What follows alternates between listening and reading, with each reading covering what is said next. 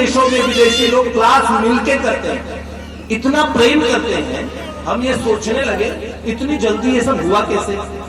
अभी अपना कल परसों में वृंदावन में एक अच्छा स्थान हुआ है, दादा वो काम करके आए हैं। बहुत शीघ्र गंगा तट पे भी बहुत बड़ा प्रकल्प की तैयारी चल रही है और मुझे ये भरोसा है एक दिन देश विदेश से लोग आएंगे ना, उनके लिए एक ऐसा स्थान होगा, ट्रेनिंग सेंटर, जहां हम अपने तरीके से, अभी हमने लीला चैतन्य के पाठशाला नाम से पाठशाला चलाई है। भगवत प्राप्ति का कोई कोर्स होता है, आजकल लोग क्रैश कोर्स में विश्वास करते हैं, तो भगवान के रूप ध्यान, लीला ध्यान, इसका कोई क्रैश कोर्स अभी हमने सुना नहीं था। लोगों को आजकल इसका फैशन है, टाइम है, लोगों को हर चीज समझते हैं कि क्रिया से भगवान मिलते हैं। क्या कोई क्रिया ऐसी होती है जिससे भगवान के प्रति भाव हो जाए? भाव कहते भाव से भगवान मिलते, भाव लाओगे कहां से? भाव बिना बाजार की वस्तु मिले नहीं मोल, और भाव बिना हरि क्यों मिले? तो भाव सहित हरि बोल। तो भाव कहां से मिलेंगे? तो हमने एक विचार किया, दो प्रकल्प। एक प्रकल्प कि हम अंतर राज्य की तरफ बढ़े, यही विशेष प्रेरणा जिसको लेके हम लोग चल रहे हैं। हमने साधकों से बड़ी गोपनीय कक्षाएं प्रारंभ की है और उन रिकॉर्डिंग्स को हम भेज रहे हैं, ये बता के कि अगर पत्नी है तो पति को भी मिलेगी और पति है तो पत्नी को भी न देगी। ये एकदम जो बहुत जिज्ञासु साधक है उन लोगों के लिए वस्तु है। और आप देखिएगा अगर इससे आपको न मिले, मिल जाए तो याद रखिएगा कोई भैया थे। इतने भरोसे से कह रहा हूं, इसका मतलब कितना दम होगा, इतने लोग सुन रहे होंगे। कोई दावा करके इस विषय में बात कही जा सकती है, लेकिन मैं कह रहा हूं जो साधक उन साधनाओं का और पालन कर रहे हैं। हमने कहा ना तो उसमें गुरु दीक्षा बदलेगी, अपने गुरु महाराज के चरणों में दृढ़ निष्ठा के साथ भगवत चिंतन प्रारंभ कीजिए, पर उसकी रूपरेखा क्या होगी, हम कैसे प्रारंभ करेंगे। तो प्राची जी के द्वारा दी गई ये प्रेरणा 2 साल पहले, पिछले साल वो ये प्रेरणा देके गई थी। और दूसरी बात ये कि विश्व के जिन स्थानों पे अपने स्थान है, जिस हम प्रमुख स्थानों के बारे में वो कह के गई थी, 1 साल में वो चीज होने लगी। बाकी भगवान ने चाहा तो इसी जन्म में वो कहती थी, जिन प्रभु के विषय में सुनाए हैं अधिकांश साधक अपने स्वरूप को प्राप्त करेंगे। और वो स्वरूप क्या होता है, सह अस्तित्व का सिद्धांत क्या होता है, वो एक नया सिद्धांत, एक नया शब्द देके गई थी। वो शब्द हमारे लिए बड़े काम की बात है।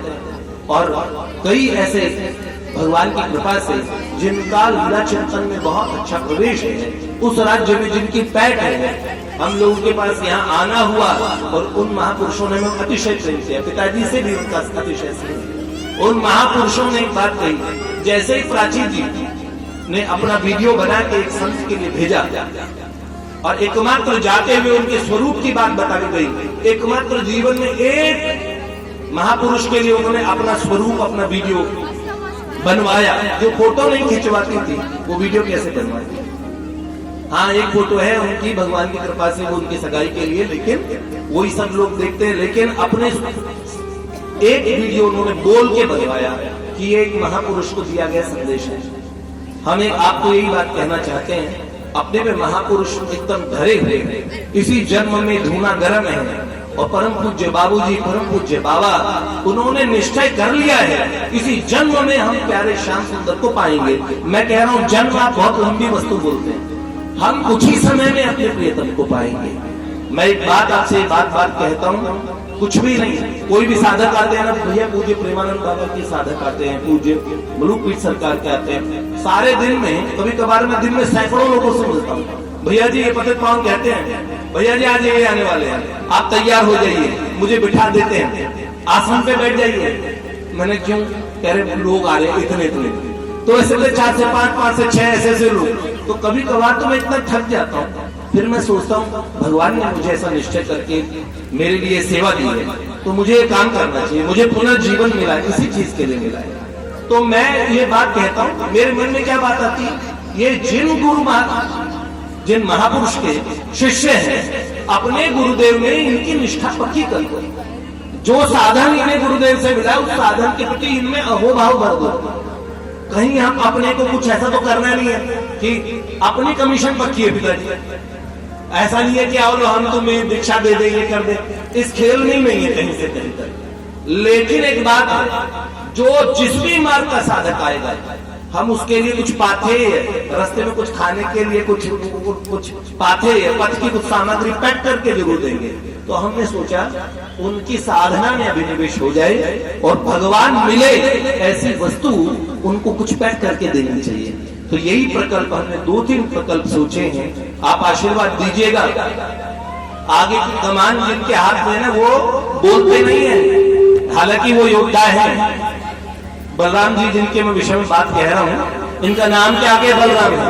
बोले से दिखते थोड़ा तेज, स्वभाव के थोड़ा तीखे हैं और बाकी लेकिन इतने सरल हैं। तो प्रेम करने पे आते तो प्रेम पे तो जाट है भगवान की कृपा से। लेकिन हाँ, हम सब लोगों को संभाल लिया इन्होंने और सारी जितनी भी चीज अपनी अपनी नारद निकुंज का प्रकल्प है ये संभाल रहे हैं। अर्जुन को ये बात कही थी, वो गुणाकेश थे, निद्रा जी ऐसे हमारे दादा नींद की कभी परवाह की नहीं, स्वयं के सुख की कभी परवाह नहीं की। सब प्रकार से मुझे लगता है कि किसी भी संस्था को संभालने वाला व्यक्ति विरक्त होना चाहिए। गृहस्थ भी भैया वो विरक्ति तो होता है जो अपने परिवार के लिए नहीं सोचता, समस्त समाज के लिए जितने भी उसके जो भक्त हैं उनकी सेवा ही जिनका जीवन हो, वो विरक्ति तो माना जाएगा। इसमें बात गृहस्थ और विरक्ति वैसे नहीं है, लेकिन एक संस्था का प्रमुख विरक्त होना चाहिए। तो हमारे दादा, हम तो ये जानते हैं, श्री बलराम नाम है इनका, तो बलराम जी के विषय में यही बात मेरे मन में जची कि हाँ मैं थोड़े से में कह के बता नहीं सकता। श्री लाडली लाल की जय। लीजिए। जय जय श्री राधे।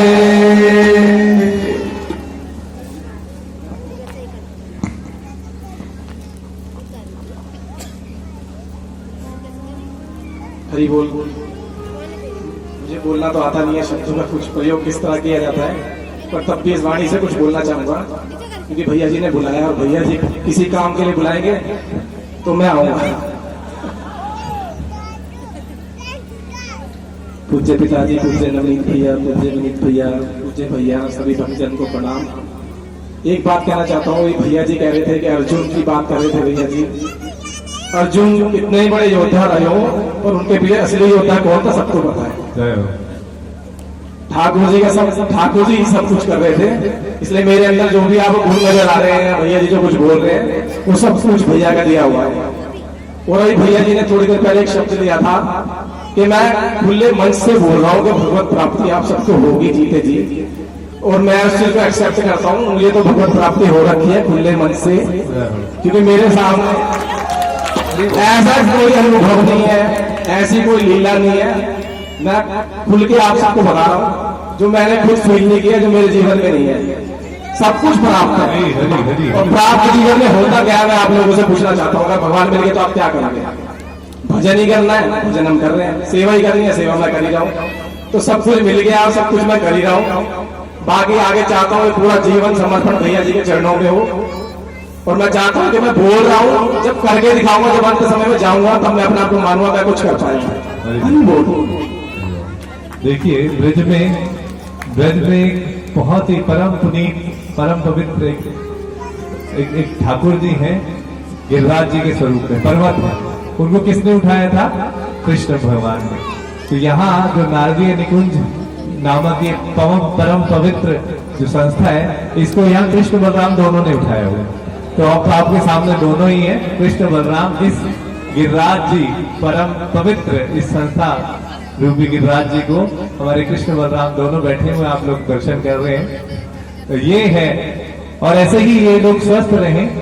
और जैसे भैया बोल रहे थे, पूज्य प्राची दीदी के भी बारे में बोल रहे थे, जिनको साक्षात भगवत प्राप्ति हुई, जिन्होंने बहुत सारी ऐसी अनसुलझी गुत्थियां सुलझा दी, जिन्होंने बहुत सारी ऐसी बातें बता दी जो केवल हम लोग जानते थे। हमारे अपने पर्सनल जीवन की जो बातें थी वो लखनऊ में बैठी हुई प्राची दीदी को पता थी। तो इतना वो भगवान में उनका विनिवेश था, भगवान से इतनी उनका निकट थी वो भगवान, क्योंकि भगवान सब कुछ बता देते थे। तो भगवान ने ही उनको बोला कि ये जो पूज्य भैया हैं, पूज्य श्री नरेश भैया जी, ये आपके गुरुदेव हैं, तो आप इनमें गुरु का भाव रखिए। और प्राची दीदी क्या आप अगर YouTube चैनल हमारा श्री नरेश भैया जी के नाम से है, अगर उसमें आप प्लेलिस्ट में जाके प्राची दीदी का चरित्र पर सुनेंगे तो आपको बहुत कुछ जानने को ऐसा मिलेगा जो केवल जो यहाँ इस पंडाल में उपस्थित लोग हैं, जो श्रद्धावान लोग हैं, जो भगवान से जुड़े हैं,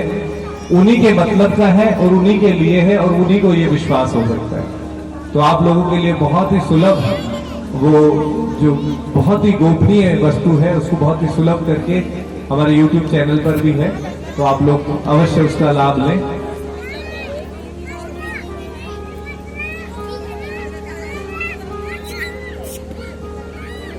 अब भैया 5 मिनट उसके बाद होली का समय आने वाला है, थोड़ा सा ये उत्सव ये कह रहे हैं होली नहीं खेलेंगे, चिंता न कीजिए। ये फूलों की होली नारदेन कुंज में होगी होली वाले दिन, और दिन में होली होती है, बाहर होती है, ठाकुर जी का रंग उत्सव होता है, वो बाहर होता है। और एक बार कृष्णा प्रभु को मंच पे बुला लिया जाए, इनके बड़े भैया वो मुझे यहाँ से दिख रहे हैं, और आपके सुपुत्र हैं मनोहर कृष्णदास पीछे हैं, आप आइए। तो एक बात मैं कह रहा था, दादा कह रहे हैं कि जितने अपने लोग हैं वो फिर कल उनसे बुलवाएंगे, और उन्होंने कहा थोड़ा सा उत्सव हो जाएगा, सब लोग। पूज्य श्री नवनीत भैया आज हमारे साथ और अंत तक रुके हैं, तो भैया के साथ ही प्रसाद लेंगे हम लोग भी, और श्री विनीत भैया हैं, सब लोग। हाँ, पर एक बात कहूँ, आप लोग अंत तक इतनी रात्रि में बैठे, क्योंकि सुनिए, आपको रोज ऐसा सुनने का अभ्यास है भैया जी। ये लोग हम बताए, हमने बी ब्लॉक पार्क में प्रोग्राम किया, बारिश आ गई, पर हमारे तूफान आ गया, बरसों से हुआ है, लेकिन हमारे कभी जो बैठे हुए ना जो लोग हैं वो कभी नहीं जाते। बाहर से जो श्रोता, अभी हम लोग किसी को बाहर से नहीं बुलाया, जो मंदिर के नित्य आते हैं वही लोग आए। अब हम क्या करते हैं, जब वो बी ब्लॉक के प्रोग्राम में सब बुलाते हैं तो उनका भैया का प्रवचन होगा, तो भैया हम उन्हीं की भाषा में हम प्रवचन भी करते हैं, जो लोग उनको समझ में आ जाए। तो वो लोग उठ के नहीं जाते। एक जने ने हमें कहा, देखो भैया बरसात आई तो आपके लोगों ने बरसात भगा दी। मैंने कहा क्यों, कैसे हुआ? असल में हुआ है तो पिछली बार जो वो क्या हुआ, बहुत भया, इतने भैया बी ब्लॉक के पार्क का इतना एरिया छोड़ के राजेंद्र नगर के पास ईएसआई हॉस्पिटल है, ये रहा, यहाँ तक इतना पानी भरा है, लेकिन उतने एरिया में बारिश थोड़ी झिरमिर हुई, वो बड़ी बड़ी लाइट सब बंद करने लगे, बच्चे सब दुखी हो गए, उनका सब कैमरा वालों ने सबने हटाना शुरू कर दिया, वो साउंड वाले, तो सब मृदंग लेके मैदान में टूट पड़े। उन्होंने कहा लोगों से, देखो हम लोग तो कीर्तन करेंगे, उत्सव तो होगा, आप लोगों को जाना है, रहना है। सारे लोग बैठे रहे। तो वो सज्जन मुझे मिल गए ऋषिकेश में, उन्होंने कहा ये ना इन लोगों ने कीर्तन करके तो बारिश हो गई, फिर बड़े खुश हो रहे थे। मैं यही चीज सोच रहा था कि कैसी परिस्थिति में जो बाहर से आते हैं वो लोग भी नहीं जाते, ये लोग अपने घरों से आके बैठे हैं, भी प्रसाद लेना है। कोई ऐसा विशेष उत्सव तो नहीं हो रहा कि कोई नाट्य मंचन हो रहा हो। हमारे प्रोग्राम में तो प्ले वगैरह, ड्रामाज, नाटक वगैरह भी सब होते हैं, लेकिन इस प्रोग्राम में मूलतः प्रवचन का, थोड़ा बधाई का, थोड़ा ऐसे ही होगा। लेकिन बात यह है, ठाकुर जी भी उधर जागे हुए, शयन दर्शन अभी उनके हुए नहीं, मुझे भी आज उनके दर्शन नहीं हुए, तो दर्शन करने भी जाऊंगा। हाँ, साथ करके आएंगे, भैया के साथ दर्शन करेंगे। तो ये बात है भैया, ऐसी बात, क्योंकि यहाँ हम साधक बैठे हैं सारे, हम ऐसी बात चाहते हैं। कुछ दिन पहले मैं चाह रहा था, हम सनातन धर्मियों को वास्तव में एक आर्मी की तरह होना चाहिए। बहुत बड़ी बात मेरे मन में, पूज्य श्री नवनीत भैया भी आए थे, उस दिन हमारी बात चल रही थी, एक संत और आए थे, तो हम यही बात कर रहे थे कि हम साधकों में इतना अनुशासन हो भगवान को पाने के लिए, एक बात राष्ट्र के लिए, अपने परिवार के लिए, हमें सारे ऋण हम लोगों को पूरा करने हैं। पहले 4-4, 5-5 बच्चे होते थे, एक फौजी बन जाता था, एक संत बन जाता था, 4 घर में रह जाते थे। अब क्या है, एक ही बालक, 2 ही है, तो उन्हें ही संत बनाना है, उन्हें ही गृहस्थ बनाना, उन्हें ही देव ऋण, ऋषि ऋण, मातृ ऋण, पितृ ऋण, सब उन्हें पूरे करें, ऑलराउंडर बनना है। तो हम अपने बालकों से यही चाहते हैं। हमने कभी, किसी ने हमें ऐसे कह दिया, पूज्य पाठ प्रातः स्मरण श्री पुरी के और शंकराचार्य जी महाराज से जब हम मिलने गए, तो उन्होंने ऐसे, उस समय वार्ता हुई तो पिताजी भी साथ में थे, तो उन्होंने कहा जो ये बड़ी गलत अवधारणा हुई, जो भक्ति करने लगे, माला जपने लगे, वो देश के लिए लड़ने वाले नहीं हुए।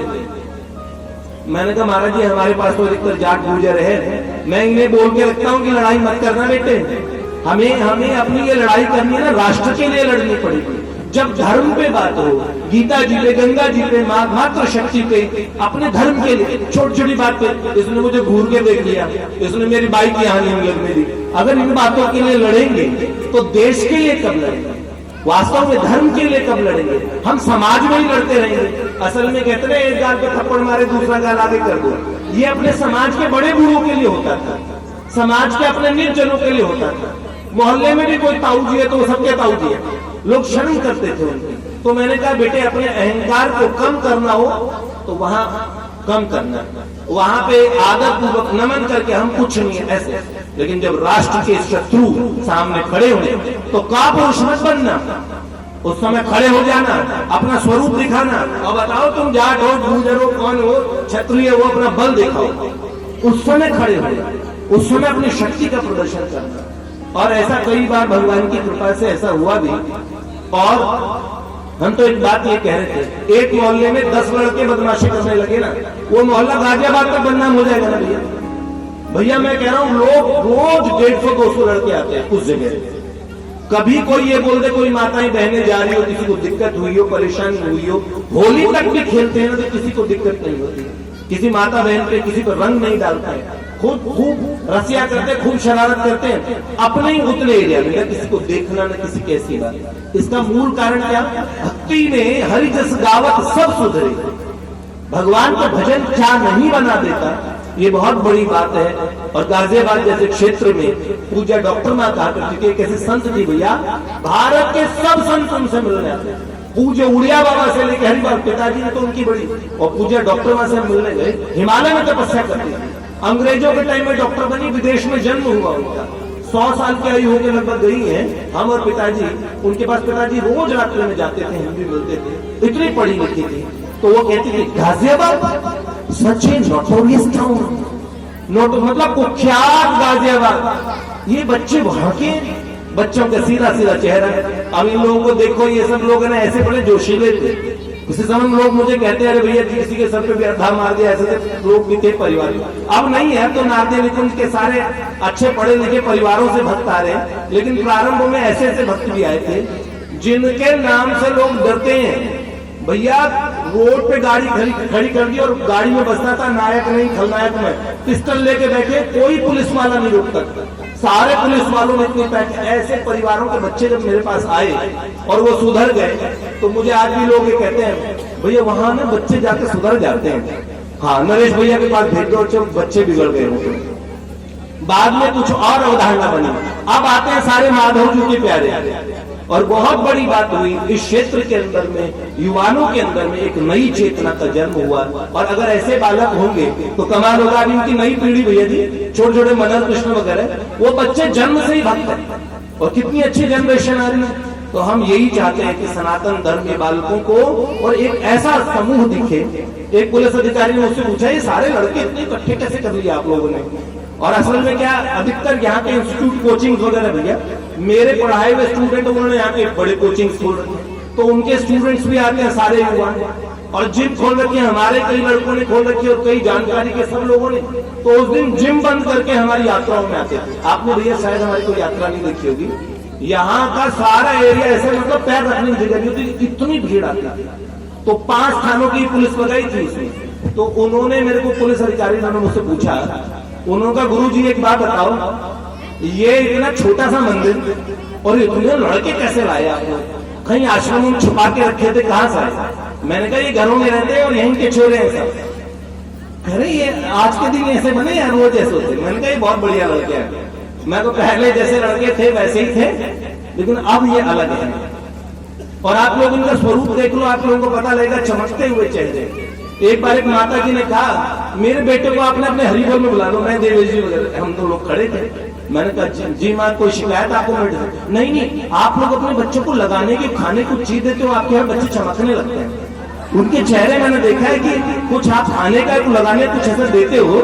मेरा बेटा भी थोड़ा काला है, आप यहाँ काले काले भी लेने छठे को बैठे तो कह रहे काले काले भी आपके यहाँ पे चमकते हैं, उनमें शाइनिंग सी है, तो कुछ ऐसा कुछ देते हैं। मैंने कहा जी नहीं, बादाम रोगन नहीं लगवाते, ये भगवान का जप करते हैं। सात्विकता, पवित्रता, उसके स्पंदन से जीव बड़ा निष्पाप और अच्छा दिखने लगता है। वरना यही लड़के अगर मान लो क्रूरता वाला काम करते, 4-5 गाली, भैया एक होम मिनिस्ट्री के अधिकारी बहुत बड़े लेवल पे लोहिया पार्क में लड़के कुश्ती करते थे, और वो वहां पे रोज सुबह सुबह मॉर्निंग वॉक करने आते हैं।